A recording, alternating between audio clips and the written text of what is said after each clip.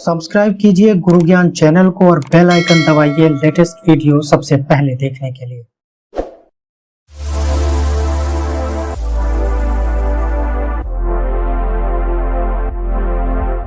नमस्कार, गुरु ज्ञान आईएएस के ऑडियो आर्टिकल प्रोग्राम में आपका स्वागत है।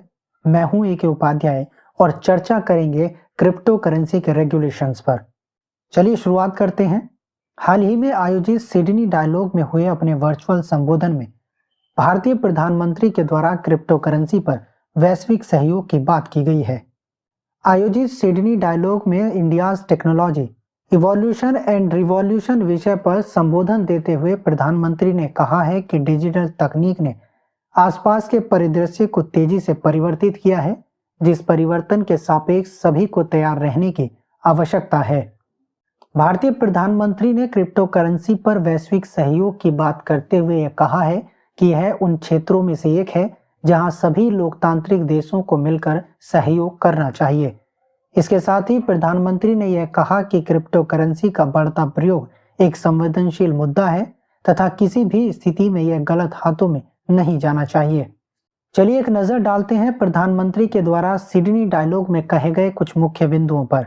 प्रधानमंत्री ने सिडनी डायलॉग में कई मुद्दों पर वैश्विक सहयोग की बात की है। उन्होंने कहा कि विश्व के लोकतांत्रिक देशों को कई मुद्दों पर सहयोग बनाए रखने की आवश्यकता है, जैसे भविष्य की तकनीक के अनुसंधान तथा विकास पर साझा निवेश, विश्वसनीय विनिर्माण तथा सप्लाई चेन का निर्माण, साइबर सुरक्षा के लिए इंटेलिजेंस तथा ऑपरेशनल सहयोग, सूचना तकनीक संबंधी बुनियादी संरचनाओं का संरक्षण, विभिन्न मुद्दों पर जनता की राय के मैनिपुलेशन से बचाव, लोकतांत्रिक मूल्यों के संरक्षण के लिए तकनीक तथा शासन के नियम और क्रिप्टो करेंसी पर वैश्विक सहयोग।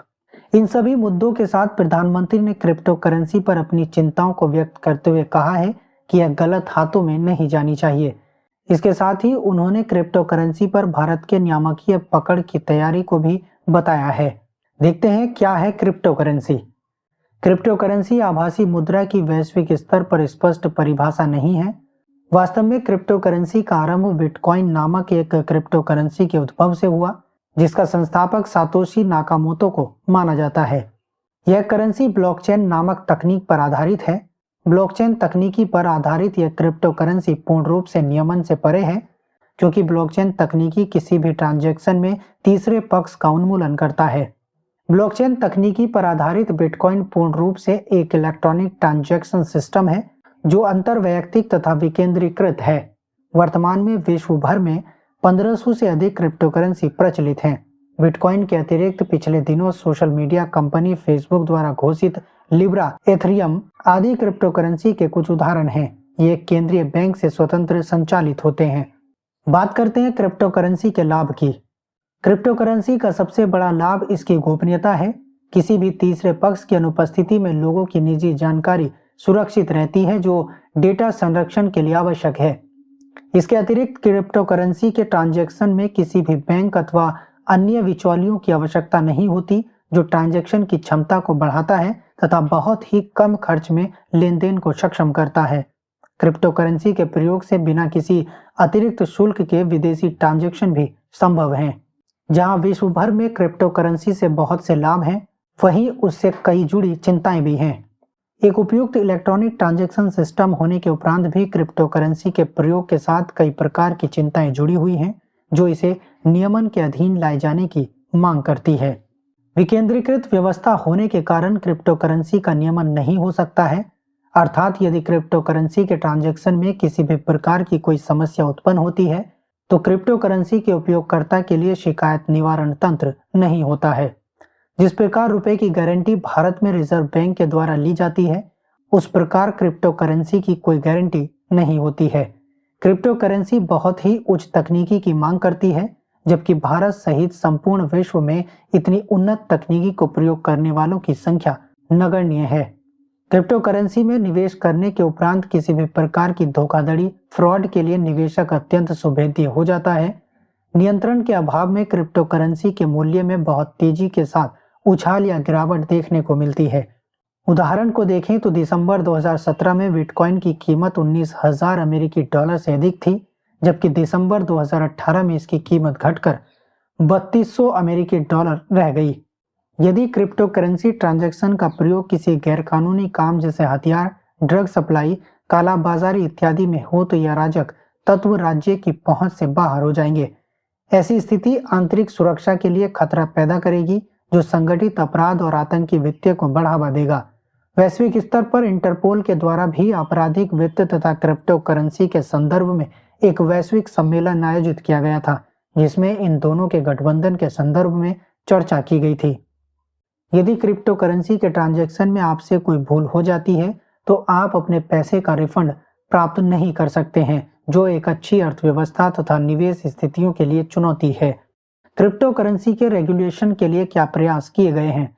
इस प्रकार हम ये कह सकते हैं कि क्रिप्टो करेंसी से जुड़ी हुई चिंताएं राष्ट्र, जनता सुरक्षा एजेंसियों तथा निवेश परिदृश्य के लिए बड़ी चुनौतियों को जन्म देता है, अतः इसके नियमन की आवश्यकता है। भारत सरकार के द्वारा क्रिप्टो करेंसी के रेगुलेशन के लिए कई कदम उठाए जा रहे हैं, जैसे कि भारत में केंद्र सरकार क्रिप्टो करेंसी पर कराधान के नियमों को आरोपित करने के लिए प्रयत्नशील है। क्रिप्टो करेंसी के संदर्भ में नियामक अंतराल को कम करने के उद्देश्य से सरकार, सेबी, आरबीआई के मध्य निरंतर वार्ता हो रही है।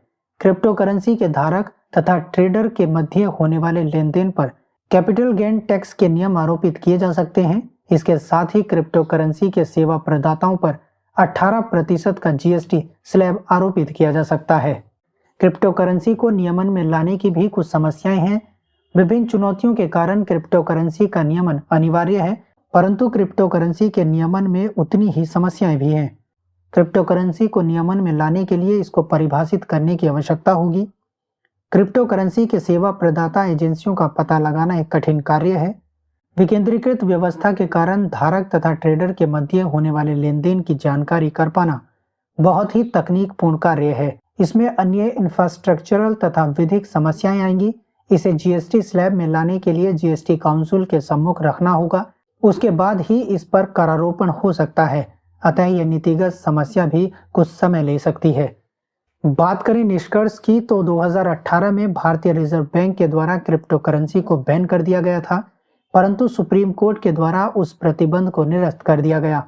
क्रिप्टो करेंसी में भविष्य की मुद्रा बनने की क्षमताएं हैं, अतः एक तकनीकी उन्मुख देश होने के कारण भारत इससे दूर नहीं भाग सकता। अतः यह आवश्यक है कि भारत की नियामक तंत्र क्रिप्टो करेंसी को नियमित करें, जिससे जनता की भलाई तथा अराजक तत्वों का विरोध हो सके। सरकार इस दिशा में निरंतर प्रयत्नशील है। सब्सक्राइब कीजिए गुरु ज्ञान चैनल को और बेल आइकन दबाइए लेटेस्ट वीडियो सबसे पहले देखने के लिए।